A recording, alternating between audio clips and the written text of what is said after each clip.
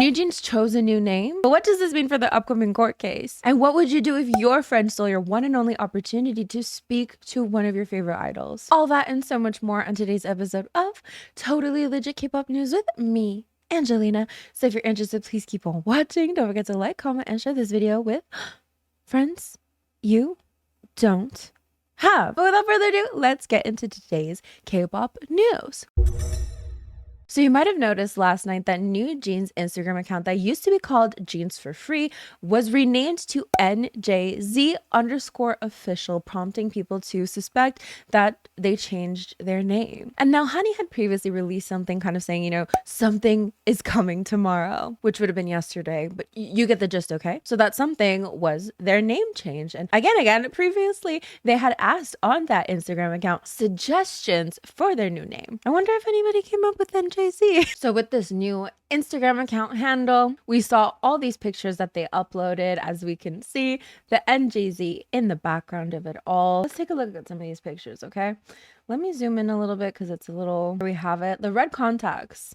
I never noticed the red contacts until now, actually. But they're all wearing them. Wait, yeah, they're all wearing red contacts, it seems. But anyways, you get the gist. New hair, new teeth, new Instagram handle. With Complex Magazine actually confirming that this is the group's new name.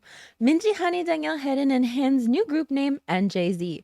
Get ready for an exciting journey with NJZ in 2025. Stay tuned. And I think at this point, a lot of people were wondering, well, how do you pronounce that? Like, is it NGs?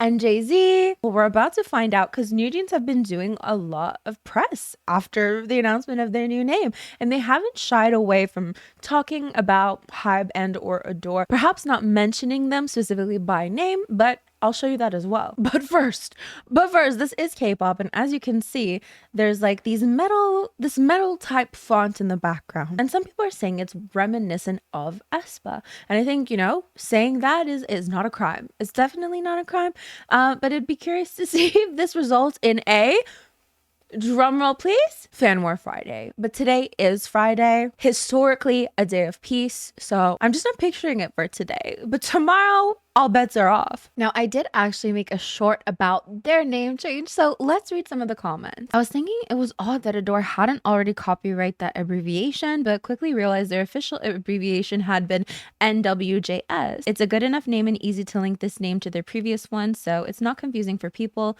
I still think this is not exactly an intelligent move with ongoing lawsuits and legal disputes, but for the name is solid. It's a really smart name, not gonna lie, just like Zero Base One can be pronounced as ZB1 or Tomorrow by Together be pronounced as TXT, and JZ is like the abbreviation of NewJeans. They either have rock hard evidence or they're crazy. They better have rock hard evidence of the mistreatment or this will be the stupidest legal battle I'm going to witness in my life. The name is solid though, but I wonder if Ador has already trademarked it. Just saw their new concept name, and JZ is gonna be heart, fire, heart, fire, heart, fire. They're making it a lot easier for Ador. We are now bunnies? Let's go. I'm kind of sad it's not Old Skirts, but I'm glad they have a new name. Who is going to be writing, producing their makeup, making their choreography, and doing their marketing if they're not part of a company? And this will not work out legally in their favor. They are still at the door unless the courts say otherwise. Whoever is advising them is not giving them good advice and is getting paid very well to do it. Ador is going to throw the book at them and it's not going to be pretty. The companies working with them are absolutely going to get sued. They absolutely ate with this, and not forgetting new music and headlining Complex Con Festival. Now, the biggest question people have in regards to this is, what does this mean for them legally? Because I know I got into a lot of trouble for saying this, but I'm just describing the situation. According to NewJeans, their exclusive contract with Ador is over. According to Ador, that is not the case. How can you rebrand entirely, change your name if you're still under a different company? So Ador actually have responded to this rebrand. Let's check out their statement. We would like to share Ador's position regarding NewJeans' announcement of a new team name. It is deeply regrettable that the members made this unilateral decision before any legal ruling has been made regarding the validity of their exclusive contracts with Ador. Ador will continue to do our best to protect the brand value of NewJeans. Additionally, we would like to clarify once more that we are always open to meeting with NewJeans members or their legal representatives to resolve any misunderstandings and discuss the group's future activities. Oh, I didn't know the dog cam was there. either. Sorry. I mean, so of course, this whole thing has been divisive from the very beginning. I mean, even if you support NewJeans, you might not be fully convinced that they're not still under Ador. Or the complete opposite, that actually, no, NewJeans are no longer under Ador. It's divisive. That's all I'm trying to say, okay? But again, according to NewJeans, and I have to say, according to NewJeans, and I fear a lot of you misinterpret me saying, according to NewJeans or according to Ador, as this is my personal opinion. No, but I mean, according to NewJeans, Ador are interfering with their independence. So let's check out this interview by CNBC with NewJeans. Well, and Jay-Z. So I'm honestly not sure if we're going to get a copyright claim. So if I'm repetitive in saying, oh, this is what they said, you understand why, because this could get clipped out of the video and then you'll be lost. Different for you in any way since you walked away from Ador? Has the industry, the treatment has been better or worse in any way? So the interviewer is asking them, since you left Ador, how has the industry been treating you, essentially? Actually, what's been quite frightening for us is that even everything that we've been through, they are still interfering with a lot of our work. Yeah, Ador is still interfering with a lot of our work. They have already filed 2 lawsuits against us, and they've actually also filed for an injunction, which is, yeah, very much interfering with the plans that we have for our future. So it's interesting to see Danielle's response to this, that, you know, she's saying Ador is interfering with their work. Ador is still interfering with their work with 2 lawsuits under their belt and an injunction on top of that as well. And we just want to get out there, enjoy time with bunnies and our fans and just everyone in general, because we have so many exciting things planned for 2025 and yeah, and we're all super hyped about it. Yes. It's also interesting to hear her call fans bunnies, because with the new name change, a lot of people were wondering as well, what would the new fandom name be? Would they keep the same fandom name? Because a lot of fandom names are IP, aren't they? I don't know. Don't companies literally have like a copyright on fandom names as well? So it's interesting to see that they're still using bunnies. But back to what they're saying about their plans for the future. They have a lot of exciting things coming. Complex, which is who they tagged originally in their new IG. Well, their new IG under their new name, not Jeans for Free, but NJZ. Complex is also talking about how they're going to debut a new song for the first time in Hong Kong. We'll look at that later, but let's continue this interview. CNBC also reached out to HYBE for their statement and reaction to all this, and we're waiting for their statement. But how ready are you? Apart from your own music career, there's this illegal fight that actually starts early March, and is this going to somehow damage your branding? I know that you came up with a new name, but NewJeans feels very different, having watched all these illegal headlines. So the interviewer is now asking, you know, are you guys actually ready for this? With all the legal battles going on right now, are you guys actually ready for this? And of course, they did reach out to HYBE, and they're still waiting for a response. Yeah, well, I think our goal for this year, and one of our main reasons we wanted to come back and start promoting and releasing music as quickly as possible, is because we want to reshift the focus back onto our job and what we should be kind of coming out into the media. So that was our main goal, and honestly, we have done nothing wrong, so we're not afraid of anything at the moment. I think we're more excited to kind of see what the future holds, and I'm sure that everything will work out well. Yeah, so they're saying they want to reshift the focus onto them and that they've done nothing wrong. And there was actually another interview where they introduced themselves, so we get to actually hear how it's pronounced, just for confirmation. Okay, let's do this. Come on, guys. Hi, we're NJZ. It's official. So NJZ, for anyone who was curious, NJZ, not NGs, or I don't know what the other options would have been at this point, but NJZ. It feels like a new beginning. It feels fresh, exciting, and we just can't wait to get back there and meet bunnies. We are so very excited. I feel a bit nervous. Yeah, me too. And also amazing. Why the name change? Why this was necessary? Not that it's like the most hard-hitting questions in the world, but for a K-pop context, it's definitely a little spicy, do you think? Because, obviously, if a company was in turmoil, if a company was going through a lot, I feel like these questions might be like on the don't ask list. Does that make sense? Like it seems, I don't know, in a K-pop context, it just seems a little spicy, right? I don't know. From your points of view. There's been a lot of conflict going on in our previous company, and while we were under that company, there was a lot of mistreatment, a lot of mismanagement. We lost a lot of trust. I think it's going to be a really fun, really spontaneous period of our career. So bringing it back to the mistreatment allegations, losing trust, these are all things that they have brought up before. But she's shifting it to what's to come, and she gives a little teaser of how NJZ is going to be a little bit different from NewJeans. What should we expect in Hong Kong coming up next month? 신곡에 있어서 그 부분 되게 저희도 기대하고 많은 일들을 겪고 좀 더 성장한 게 뭔가 그렇게 자연스럽게 담길 것 같은 느낌이 들어서 되게 기대가 되는 것 같아요, 저희도. People are probably really used to seeing us in a very natural kind of like, long hair. That's how we first debuted, but the long hair, very close to minimal makeup. Just like very casual in the way we dressed, but I think this like re-debut will be a bit more bold, a bit more sharp. A bit more bold and a bit more sharp. So they did say they will be sharing a new song of theirs. And I'm sure a lot of fans are so happy about that. But again, there are a lot of people who are like, how can they do this? How are they legally allowed to do this? Allowed to change their name? Allowed to still promote? So I think with, the shock and happiness, there is also a lot of confusion. They also say Ador has previously disputed the allegations and says NewJeans remain under contract.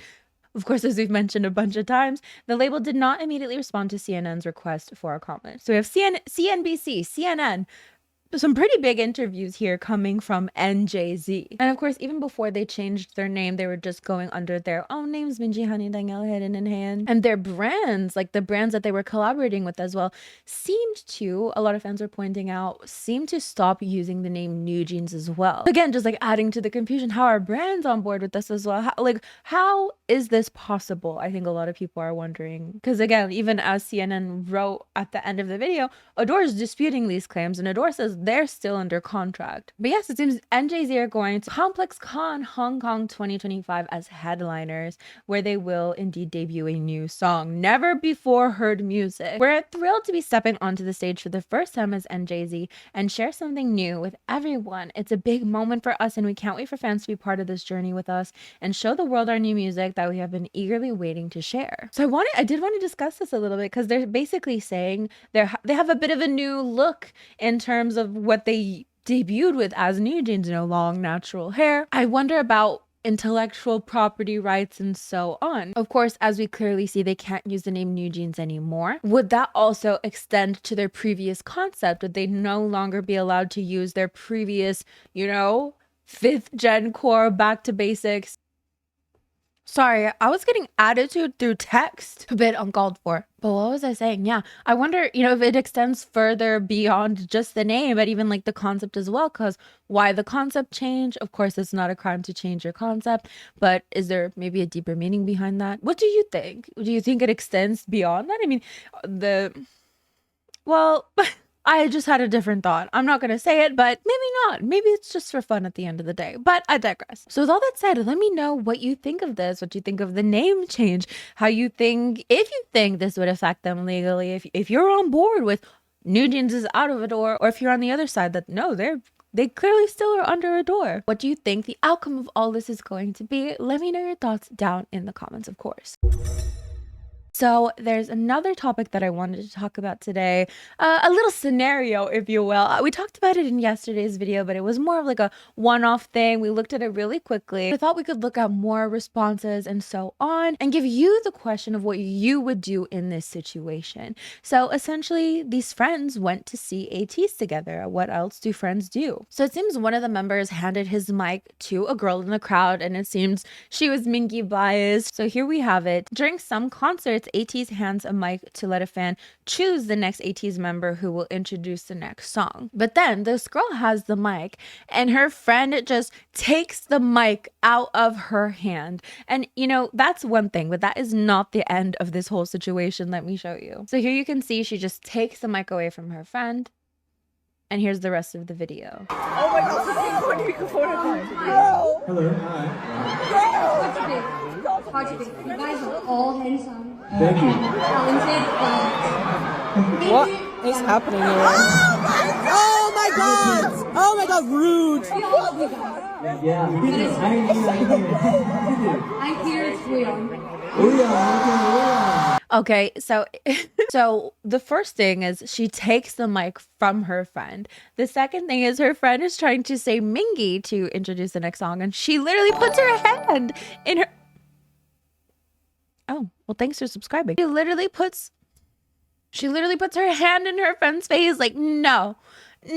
And then, of course, she picks the member that she wanted. So I've blurred out their faces, to be honest, just because I don't want the folk. Like, I know we can talk about certain situations and not take it too far, but I know that not everybody can do that. And like, I don't care to find any of these people's social media accounts and like say anything to them, to be honest. Like, I'm perfectly content just talking about the situation, having a discussion about the situation, but you know how the internet can be, and I do not want to contribute to anything of that sort. Does that make sense? So they have been blurred out with Kevin and Maisha, which on that note, it does seem like something Kevin would do to Maisha. He would never admit it, but I just want to focus the attention to the situation itself. But first, let's see what some people are saying about this, because you can imagine that's incredibly K-pop shocking. Maybe this is your one and only chance to like interact with your fave. So it brings up like etiquette in general, but also like who you're letting be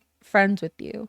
You know, some of you, and some of you includes me, some of you let people become your boyfriends, your girlfriends, your partners, and they actually hate you. And I feel like we just normalize that too much in society. Like, your friends and partners hate you, and it's very clear. You're very much in denial of it, but it's very clear to everyone else, and maybe even to you to an extent, but you're in denial. And I get it, I've been there, and that's all I'll say for now. But let's look at some comments, okay? Because some people are absolutely disgusted, but others are thinking maybe we're missing some context from this. The way she should never be allowed to go to an Ateez concert ever again. She said Mingy, Song Mingy wasn't...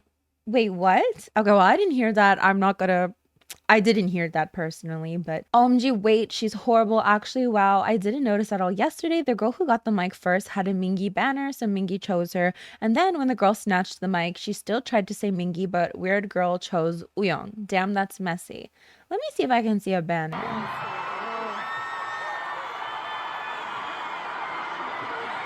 Okay, I chose.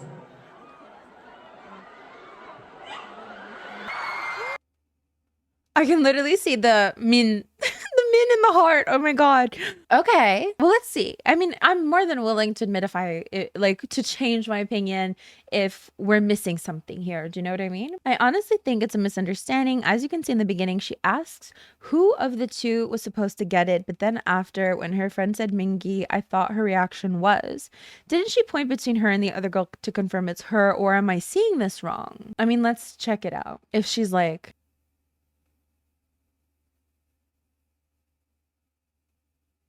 okay, no, I see what people are saying. If she's like, is it me or her? We need a fan cam of the other direction to see like if any of the members were like, I don't know. Regardless, even if it was actually supposed to be her, the whole like hand in the face thing, I mean, that would definitely shift a couple of things, right? Because like, well, it's my moment, get away. But also, if you took the moment from her, then it's very different. So let me know, do you think that changes the situation for you? Do you think it's still pretty much the same? Because I mean, presumably Mingy would choose somebody with a Mingy banner.